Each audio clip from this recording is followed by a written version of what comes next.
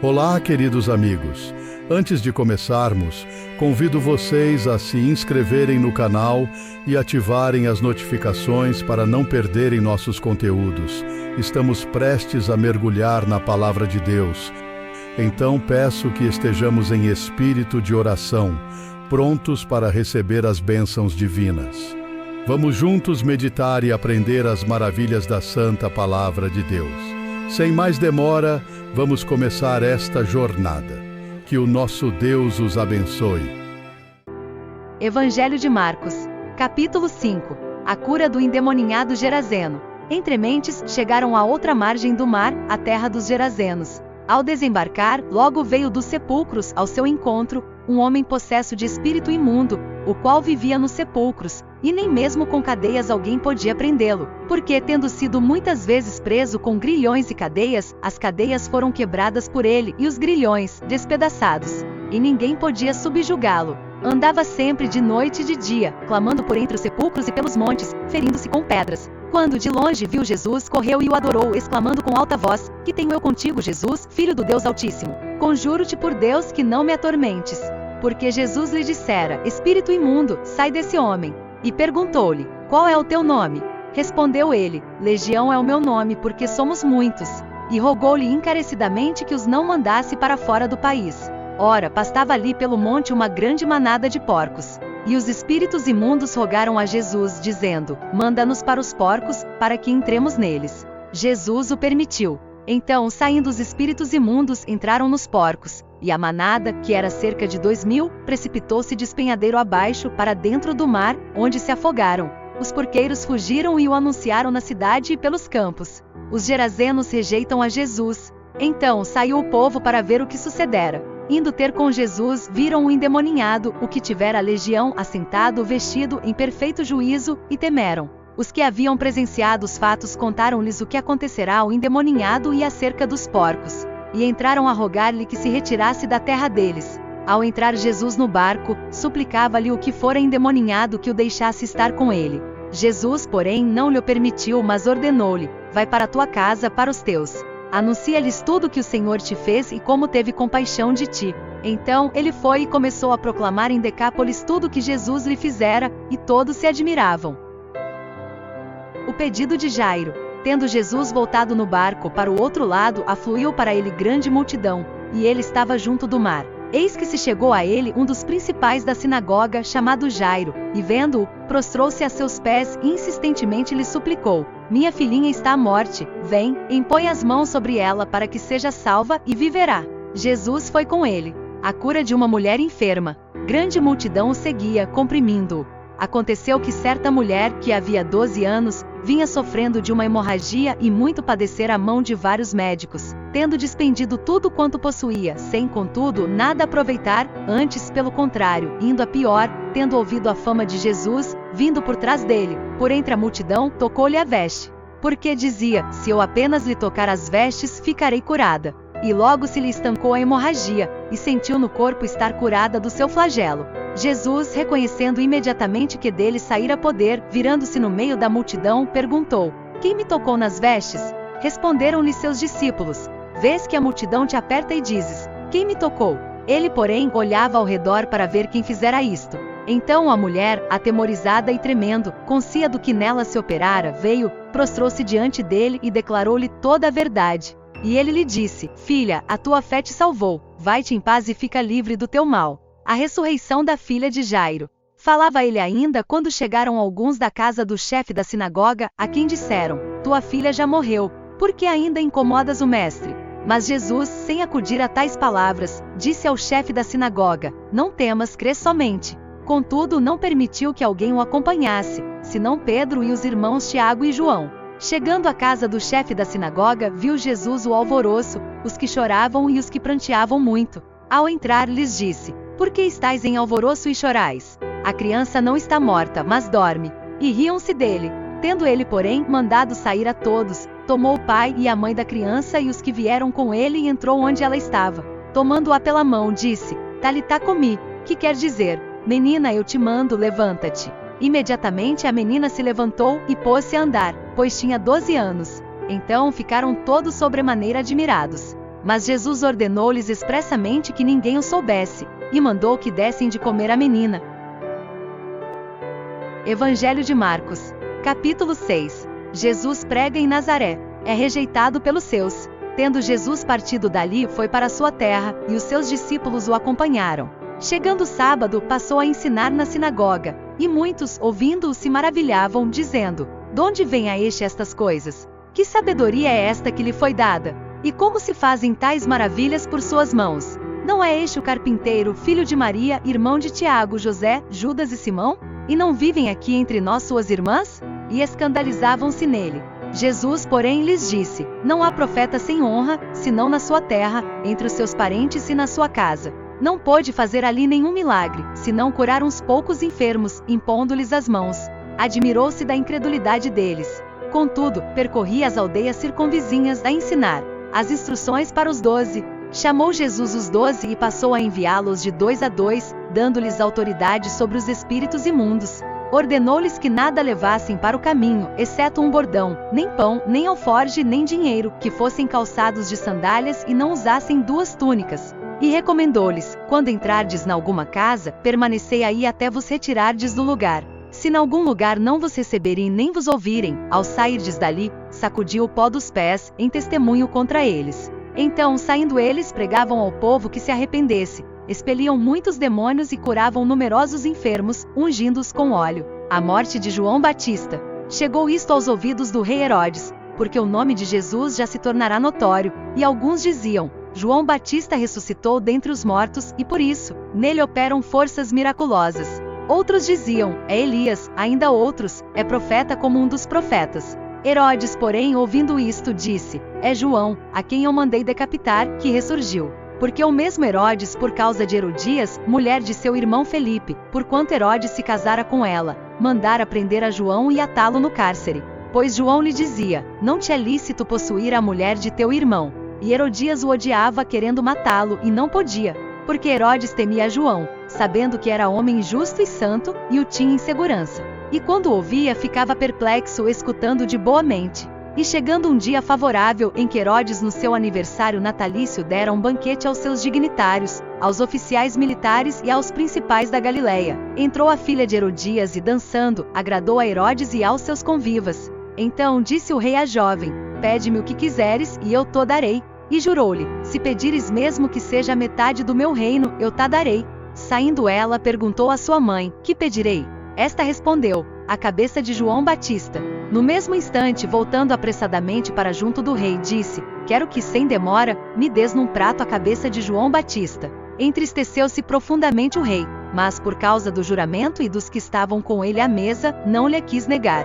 E enviando logo o executor, mandou que lhe trouxessem a cabeça de João. Ele foi e o decapitou no cárcere, e trazendo a cabeça num prato, a entregou à jovem, e esta, por sua vez, à sua mãe. Os discípulos de João, logo que souberam disto, vieram, levaram-lhe o corpo e o depositaram no túmulo. A primeira multiplicação de pães e peixes. Voltaram os apóstolos à presença de Jesus e lhe relataram tudo quanto haviam feito e ensinado.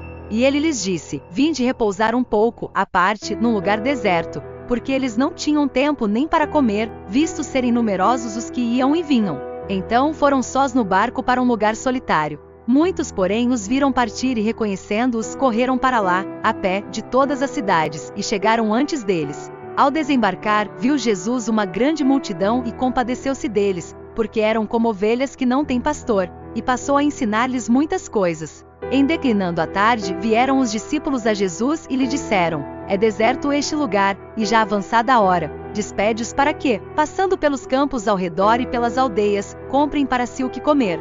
Porém ele lhes respondeu: "Dai-lhes vós mesmos de comer." Disseram-lhe: "Iremos comprar 200 denários de pão para lhes dar de comer?" E ele lhes disse: "Quantos pães tendes? E de ver." E sabendo eles, responderam: 5 pães e 2 peixes. Então Jesus lhes ordenou que todos se assentassem, em grupos, sobre a relva verde. E o fizeram, repartindo-se em grupos de 100 em 100 e de 50 em 50. Tomando ele os 5 pães e os 2 peixes, erguendo os olhos ao céu, os abençoou, e partindo os pães, deu-os aos discípulos para que os distribuíssem, e por todos repartiu também os 2 peixes. Todos comeram e se fartaram, e ainda recolheram 12 cestos cheios de pedaços de pão e de peixe. Os que comeram dos pães eram 5.000 homens. Jesus anda por sobre o mar. Logo a seguir compeliu Jesus os seus discípulos a embarcar e passar adiante para o outro lado, a Betsaida, enquanto ele despedia a multidão. E tendo-os despedido, subiu ao monte para orar. Ao cair da tarde, estava o barco no meio do mar, e ele, sozinho em terra. E vendo-os em dificuldade a remar, porque o vento lhes era contrário, por volta da 4ª vigília da noite, veio ter com eles, andando por sobre o mar, e queria tomar-lhes a dianteira. Eles, porém, vendo-o andar sobre o mar, pensaram tratar-se de um fantasma e gritaram, pois todos ficaram aterrados à vista dele. Mas logo lhes falou e disse: Tende bom ânimo, sou eu, não temais. E subiu para o barco para estar com eles, e o vento cessou. Ficaram entre si atonitos, porque não haviam compreendido o milagre dos pães, antes, o seu coração estava endurecido. Jesus em Genezaré. Estando já no outro lado, chegaram à terra, em Genezaré, onde aportaram. Saindo eles do barco, logo o povo reconheceu Jesus, e percorrendo toda aquela região, traziam em leitos os enfermos, para onde ouviam que ele estava. Onde quer que ele entrasse nas aldeias, cidades ou campos, punham os enfermos nas praças, rogando-lhe que os deixasse tocar ao menos na orla da sua veste, e quantos a tocavam saíam curados. Evangelho de Marcos, capítulo 7. Jesus e a tradição dos anciãos. O que contamina o homem? Ora, reuniram-se a Jesus os fariseus e alguns escribas, vindos de Jerusalém. E vendo que alguns dos discípulos dele comiam pão com as mãos impuras, isto é, por lavar pois os fariseus e todos os judeus, observando a tradição dos anciãos, não comem sem lavar cuidadosamente as mãos, quando voltam da praça, não comem sem se aspergirem. E há muitas outras coisas que receberam para observar, como a lavagem de copos, jarros e vasos de metal e camas, interpelaram-no os fariseus e os escribas. Por que não andam os teus discípulos de conformidade com a tradição dos anciãos, mas comem com as mãos por lavar? Respondeu-lhes: Bem profetizou Isaías a respeito de vós, hipócritas, como está escrito: Este povo honra-me com os lábios, mas o seu coração está longe de mim, e em vão me adoram, ensinando doutrinas que são preceitos de homens. Negligenciando o mandamento de Deus, guardais a tradição dos homens. E disse-lhes ainda: Jeitosamente rejeitais o preceito de Deus para guardardes a vossa própria tradição. Pois Moisés disse: Honra a teu pai e a tua mãe, e quem maldisser a seu pai ou a sua mãe seja punido de morte. Vós, porém, dizeis: Se um homem disser a seu pai ou a sua mãe: Aquilo que poderias aproveitar de mim é corbã, isto é, oferta para o Senhor, então, o dispensais de fazer qualquer coisa em favor de seu pai ou de sua mãe, invalidando a palavra de Deus pela vossa própria tradição, que vós mesmos transmitistes, e fazeis muitas outras coisas semelhantes. Convocando ele de novo a multidão, disse-lhes: Ouvi-me, todos, e entendei. Nada fora do homem que entrando nele o possa contaminar, mas o que sai do homem é o que o contamina. Se alguém tem ouvidos para ouvir, ouça. Quando entrou em casa deixando a multidão, os seus discípulos o interrogaram acerca da parábola. Então lhes disse: Assim vós também não entendeis? Não compreendeis que tudo que de fora entra no homem não o pode contaminar, porque não lhe entra no coração, mas no ventre, e sai para lugar escuso? E assim considerou ele puros todos os alimentos. E dizia: O que sai do homem, isso é o que o contamina. Porque de dentro do coração dos homens é que procedem os maus desígnios, a prostituição, os furtos, os homicídios, os adultérios, a avareza, as malícias, o dolo, a lascívia, a inveja, a blasfêmia, a soberba, a loucura. Ora, todos estes males vêm de dentro e contaminam o homem. A mulher Ciro-fenícia, levantando-se, partiu dali para as terras de Tiro e Sidom.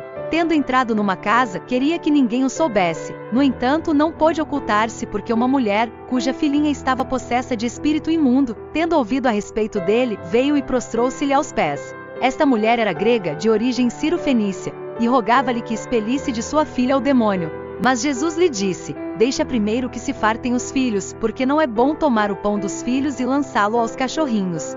Ela, porém, lhe respondeu: Sim, Senhor, mas os cachorrinhos, debaixo da mesa, comem das migalhas das crianças. Então lhe disse: Por causa desta palavra, podes ir, o demônio já saiu de tua filha. Voltando ela para casa, achou a menina sobre a cama, pois o demônio a deixará. A cura de um surdo e gago. De novo, se retirou das terras de Tiro e foi por Sidom até ao mar da Galileia, através do território de Decápolis. Então lhe trouxeram um surdo e gago e lhe suplicaram que impusesse as mãos sobre ele. Jesus, tirando-o da multidão à parte, pôs-lhe os dedos nos ouvidos e lhe tocou a língua com saliva. Depois, erguendo os olhos ao céu, suspirou e disse: Efatá, que quer dizer, abre-te. Abriram-se-lhe os ouvidos, e logo se lhe soltou o empecilho da língua, e falava desembaraçadamente. Mas lhes ordenou que a ninguém o dissessem. Contudo, quanto mais recomendava, tanto mais eles o divulgavam. Maravilhavam-se sobremaneira, dizendo: Tudo ele tem feito esplendidamente bem. Não somente faz ouvir os surdos, como falar os mudos. Evangelho de Marcos, capítulo 8. A segunda multiplicação de pães e peixes. Naqueles dias, quando outra vez se reuniu grande multidão, e não tendo eles o que comer, chamou Jesus os discípulos e lhes disse: Tenho compaixão desta gente, porque há 3 dias que permanecem comigo e não tenho o que comer. Se eu os despedir para suas casas, em jejum, desfalecerão pelo caminho, e alguns deles vieram de longe.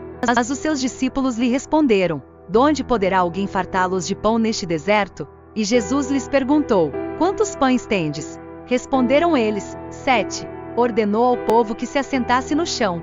E tomando 7 pães, partiu-os, após ter dado graças, e os deu a seus discípulos, para que estes os distribuíssem, repartindo entre o povo. Tinham também alguns peixinhos, e abençoando-os, mandou que estes igualmente fossem distribuídos. Comeram e se fartaram, e dos pedaços restantes recolheram 7 cestos. Eram cerca de 4.000 homens. Então Jesus os despediu. Logo a seguir, tendo embarcado juntamente com seus discípulos, partiu para as regiões de Dalmanuta. Os fariseus pedem um sinal do céu. E saindo os fariseus, puseram-se a discutir com ele, e tentando-o, pediram-lhe um sinal do céu. Jesus, porém, arrancou do íntimo do seu espírito um gemido e disse: Por que pede esta geração um sinal? Em verdade vos digo que a esta geração não se lhe dará sinal algum. E deixando-os, tornou a embarcar e foi para o outro lado. O fermento dos fariseus e o de Herodes. Ora, aconteceu que eles se esqueceram de levar pães e no barco não tinham consigo senão um só. Preveniu-os Jesus, dizendo: Vede, guardai-vos do fermento dos fariseus e do fermento de Herodes. E eles discorriam entre si: É que não temos pão. Jesus, percebendo-o, lhes perguntou: Por que discorreis sobre o não terdes pão? Ainda não considerastes nem compreendestes? Tendes o coração endurecido? Tendo olhos, não vedes? E tendo ouvidos, não ouvis? Não vos lembrais de quando partiu os 5 pães para os 5.000? Quantos cestos cheios de pedaços recolhestes? Responderam eles: 12. E de quanto partiu os 7 pães para os 4.000? Quantos cestos cheios de pedaços recolhestes? Responderam: 7. Ao que lhes disse Jesus: Não compreendeis ainda?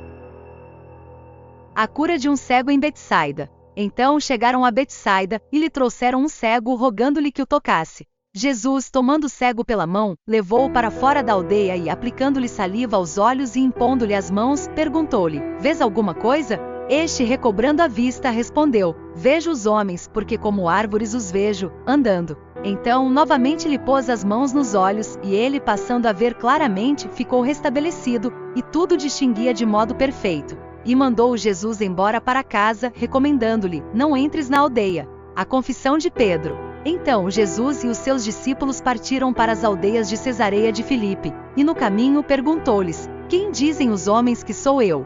E responderam: João Batista, outros, Elias, mas outros, algum dos profetas. Então lhes perguntou: Mas vós, quem dizeis que eu sou? Respondendo, Pedro lhe disse: Tu és o Cristo. Advertiu-os Jesus de que a ninguém dissessem tal coisa a seu respeito. Jesus prediz a sua morte e ressurreição. Então começou ele a ensinar-lhes que era necessário que o Filho do Homem sofresse muitas coisas, fosse rejeitado pelos anciãos, pelos principais sacerdotes e pelos escribas, fosse morto e que depois de 3 dias ressuscitasse. E isto ele expunha claramente. Mas Pedro, chamando-o à parte, começou a reprová-lo. Jesus, porém, voltou-se e, fitando os seus discípulos, repreendeu a Pedro e disse: Arreda, Satanás, porque não cogitas das coisas de Deus, e sim das dos homens. O discípulo de Jesus deve levar a sua cruz. Então, convocando a multidão e juntamente os seus discípulos, disse-lhes: Se alguém quer vir após mim, a si mesmo se negue, tome a sua cruz e siga-me.